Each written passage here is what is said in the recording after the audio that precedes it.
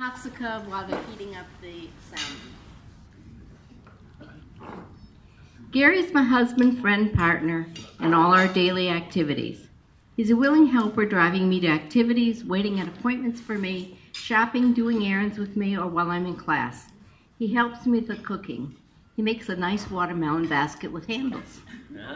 We met in 1956 at Michigan State University at Hillel House, my freshman year and his sophomore year. We married in Detroit August 31st, 1958, and lived in married housing at Michigan State for 2 years. Larry, our son, who's in yellow, was born in Lansing, Michigan in 1959. After Gary received his MBA degree in 1960, we lived in Virginia.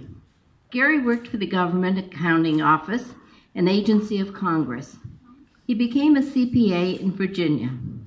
We moved to Burlington, Vermont in 1965 as Gary began teaching at the University of Vermont as an assistant professor. Gary was a popular professor of accounting and had huge classes of 200 students.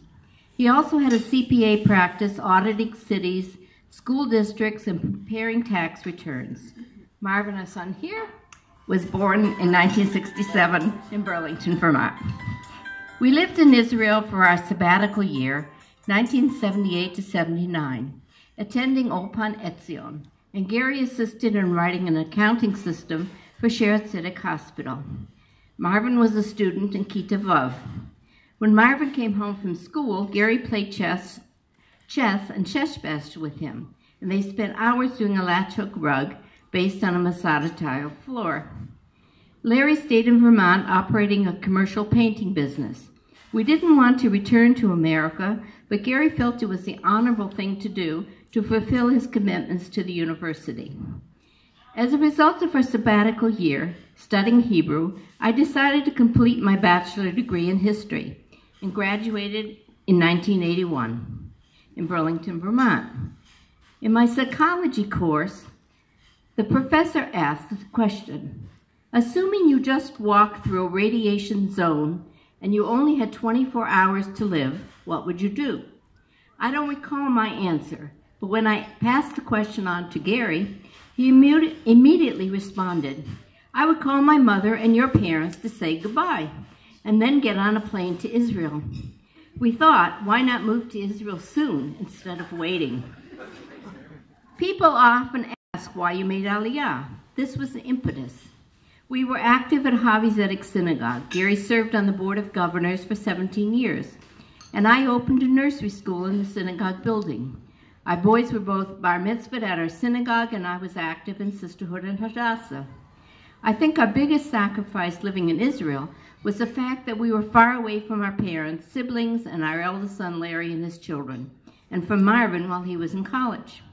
We tried to visit at least once a year. Gary's major disappointment in Israel is not mastering Hebrew, although he still tries to expand his Hebrew. He passed the Israeli CPA examination in 1986. He worked in industry and public accounting and finally came into his own working for Goldring and Lowenthal CPAs, auditing Israeli-owned businesses operating in America. He continues to do American tax returns and is accessible to his clients for advice all year with a smile on his face. We are enjoying our adult grandchildren. Ryan lived with us for a while in Israel, and we were proud to bring him to Aliyat LaTorah.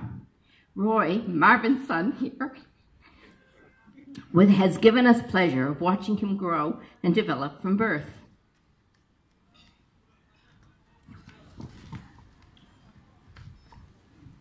Gary taught a semester at Bloomsburg University in 2006.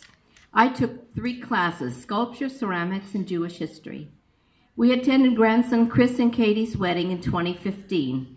And in October, we will participate in grandson Paul and Veronica's wedding in Puerto Rico. Our grandparents went to America from Europe to make a new start, and we came to Israel with hope of making a difference. For those that don't understand the English, I'll explain later.